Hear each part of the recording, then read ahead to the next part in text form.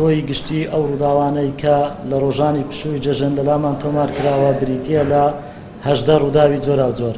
لە کۆی ئەو 18 ڕووداوی جۆرا و جۆرە دیارە 16 ڕووداویان بە تەنها ئاگرکەوتنەوە بووە لە پوش و پاوان کە بەو هۆیەوە بە شێوەی نزیکراوەیی نزیکەی 20 دۆنم لە پوش و پاوان سوتاوە.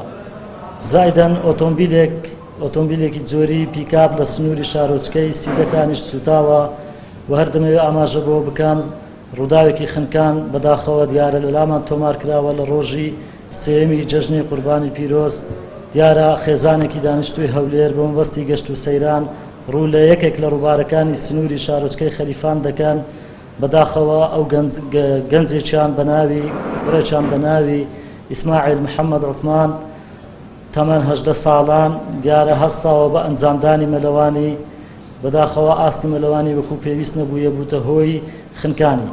لەلایەن هاوڵاتیانی ناوچەکە تەرمی ناوبراو لە ڕووبار هێنایانە دەرەوە و ڕەوانەی پزیشکی دادی سۆران کرا لەلایەن برایانمان لە پۆلیسی خەلیفان و تیمەکانمان لە بەرگری شارستانی. ماوەی 3 مانگی ڕابردوو بەداخەوە 8 هاوڵاتی کە 6یان گەشتیارن 2شیان هاوڵاتی ناوچەکەن لە ئەنجامی نەزانینی مەلەوانی لە ڕووبارەکاندا خنکان و